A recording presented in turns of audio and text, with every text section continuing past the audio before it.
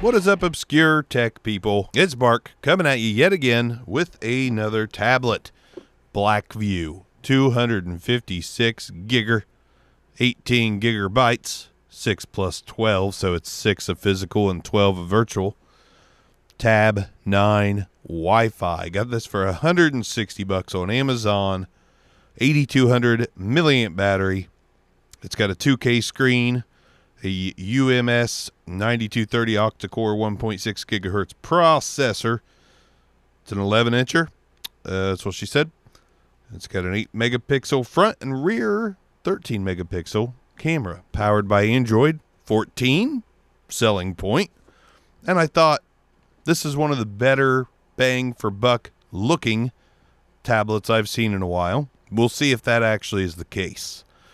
Let's unbox it, run it through some stuff, see how it does, and see if it's a recommend or a do not recommend. Is it better than the AutoCube Mini Pro? We'll just go with that. Only other tablet I've done on the channel, I think, as far as Android goes. Let's unbox it. I'm just rambling. This is good packaging. It's not cheap. It doesn't have weird, Blackview is Blackview, so we don't have some name we can't pronounce. Part of the reason I wanted this tablet in particular is because we actually have something that hopefully is not really a rebrand. So let's rip into it, assess the quality, all that good stuff. And then I'll play around with it for a day or two and give my thoughts, but you won't have to wait. It'll just be seamless for you. All right, so we've got, okay, this is cool. We have a tempered glass screen protector. Very cool. Ah, look at this. Oh, it's already in a case. Dang, man. Case, Blackview, cameras. The case is clear. The kickstand is not. Tab Wi-Fi.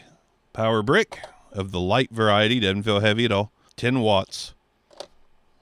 Documentation. Looks like more documentation.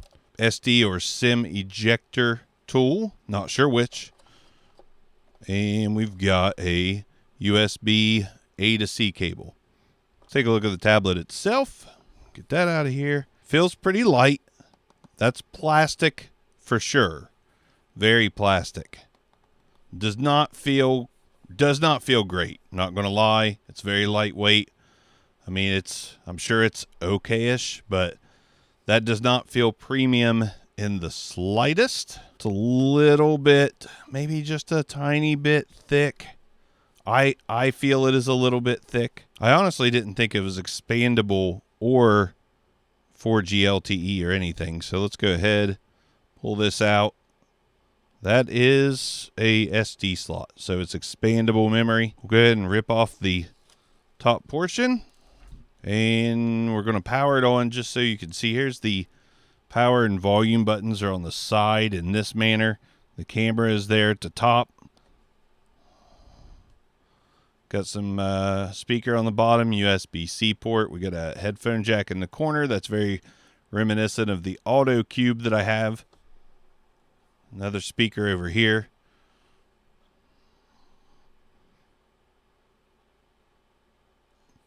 Blackview.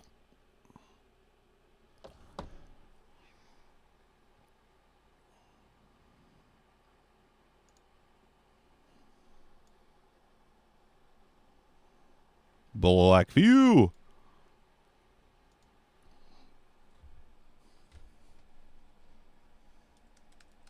All right. So there's that. You can get an idea of the bezels. They're not bad. I'm actually encouraged by the bezels. So I'm going to mess around with this thing, and then we'll start talking about it. All right, so as far as the case goes, the case that comes with it, I'm never going to complain much about a free case, but this is kind of a just run-of-the-mill, cheapy case. Actually, the first one I found for the AutoCube is basically this exact thing. I think it's odd. I find it funny that all the headphone jacks are in like the corner of a lot of these tablets from Amazon. That being said, we'll go ahead and turn it on, run it through some paces, and yeah, the build quality, not the greatest, not the worst, But let's see about everything else. So the first thing I want to point out about this tablet is that the screen is quite beautiful. It really is really, really nice. Now I'm using an iPhone as my overhead cam with continuity cam, and I am very impressed with this. Now, this does have face unlock, but since we are overhead, I'm not going to stick my face down in there. We'll just put in the pin. Now we've got the tablet starting. We've got a nice fishy screen. I like the fishy screen.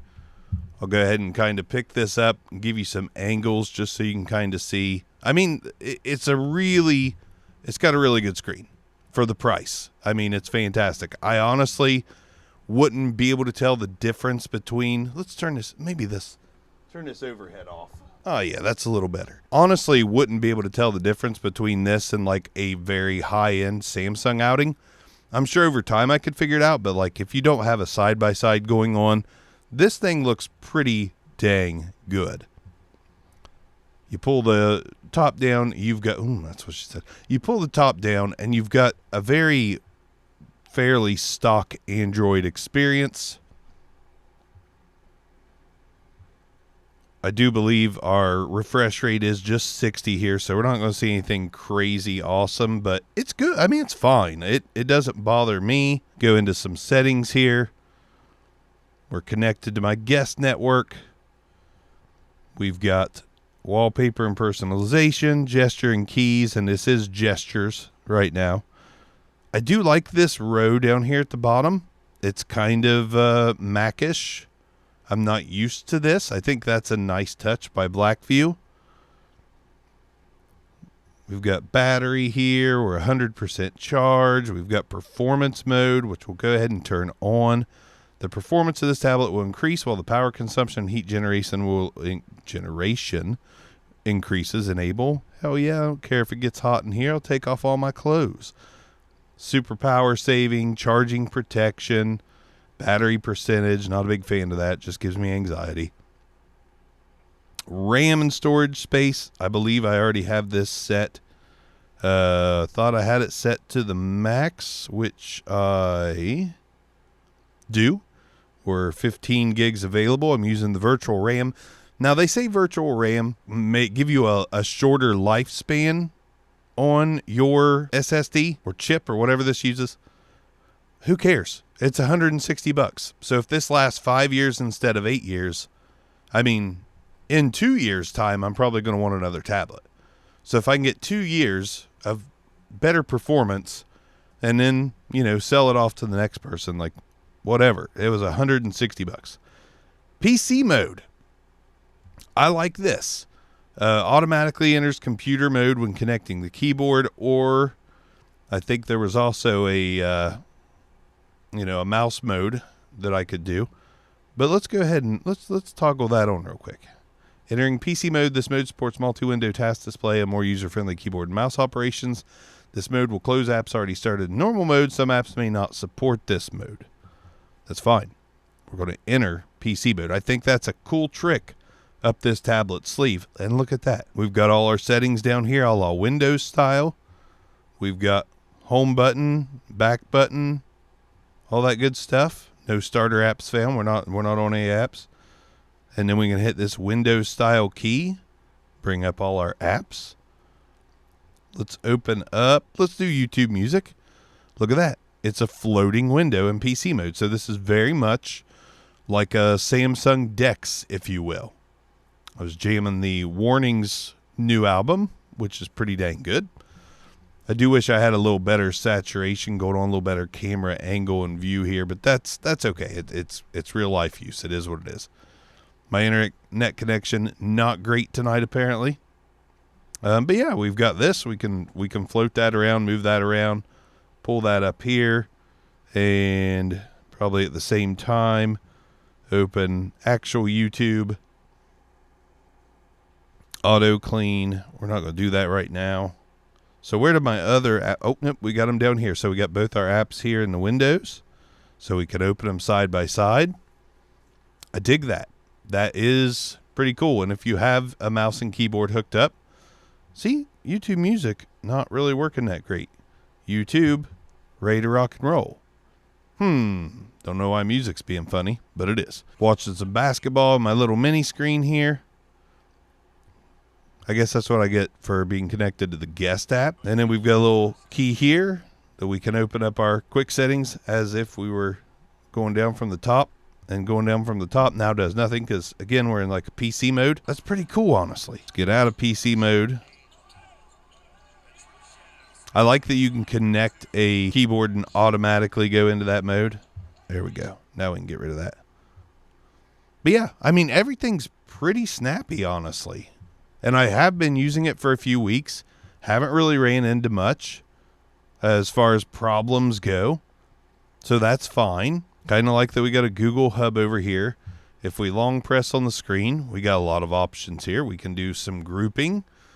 We can do wallpaper, widgets, home settings. Let's just pull up like some 4K stuff. This is one that I watched earlier on this and was actually quite blown away. If I can get, there we go.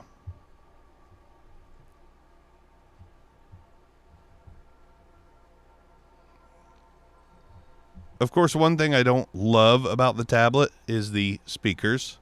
They're okay. I'm going to hold it up to the mic real quick. It does have stereo firing speakers, but they do lack a little bit of bass. Not a huge deal. I'm telling you, the screen, it's not going to look as great on the camera as it does for me, but for me, it is perfectly adequate. Everything's very responsive. Now, that was a little bit slow, you know, the animation for closing that, not a huge deal. I'm really impressed with this thing so far. Go back into some of those settings, take a look at some of the system stuff here. RAM, fast startup, acceleration, improve the efficiency of memory utilization according to your usage habits. I don't know if, I don't know. But there we go. Just to show that we are on Android 14, go into the About tablet. We're running Doke OS 4.0. Storage space, 256 gigs. Got our 6 plus 12 there. The Unisoc T606, 8-core max 1.6 gigahertz. Display size 1920 by 1200 is the size. The resolution is higher than that. It's 2K. I could very happily use this on a day-to-day basis without really any issue. We've even got a notebook thing here where we can draw and do all that good stuff. Now, I'm not a huge fan of like 11-inch tablets. A little big in my opinion. But if you need something more like a workstation than a computer, something like that, I still think this will get the job done. Do some camera stuff real quick, though. Go take a picture here. It's not going to be great. Let's do some back-end video, show you my setup a little bit.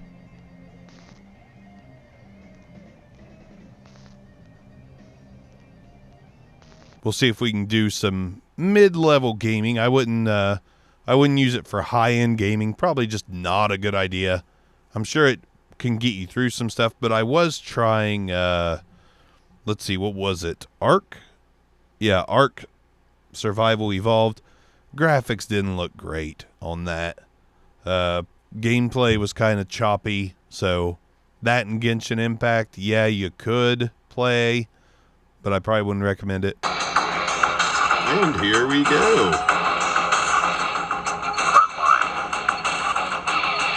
Graphic quality is low, so I'm not even really going to mess with that. I don't know anything about this game, just to be honest.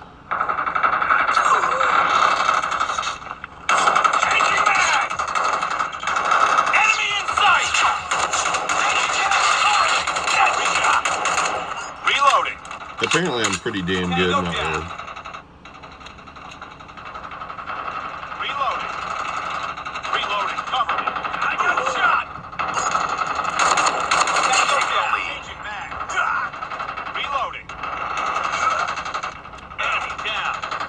I'm not good. I got shot. Reloading. I'm gonna run out and with my knife. Enemy down. Come on, I got a knife. You want some of this knife? Reloading. Alright, I'm good.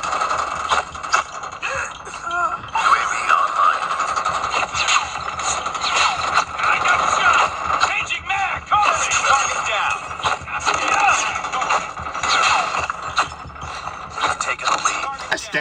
people every day in the middle of the night. Enemy in sight. ICP. There you go. Get him. Yeah, baby. I'm just knifing it, man. Flag out. All right, that's as good as it gets. But yeah, that works. That was fun. I mean, I knifed some Objective people. almost complete. That was actually awesome to get on camera. Anyways, so honestly, all in all, I think the new tablet from Blackview is kind of a banger. Like, you got the plastic back there. You've got, there's some things that aren't perfect, but we're talking like $160. The screen seriously looks great. This is not a gamer's wonderland. It just is not. The speakers are just okay, but it does have two of them, and it is loud enough. I like this tablet. I mean, I think it's kind of a banger for 160. Again, it's not for gamers. Light gaming, good. Even though graphic quality was low on Call of Duty, I thought it looked good, and I had some fun. Audio quality was not, I forgot to hit record on my audio device, so the audio came from my phone. Small YouTuber problems, man. That's just how shit goes. But this tablet is definitely good enough. PC mode is quite surprisingly useful. I did some applications for some places trying to find some new employment. And I used a keyboard, a Bluetooth keyboard and mouse. And in PC mode, it was extremely easy. No mobile view on the browser. It was full desktop mode. It was actually quite sweet. I think for $160 to have that PC mode alone. There may be other tablets that do that. You can let me know what those tablets are.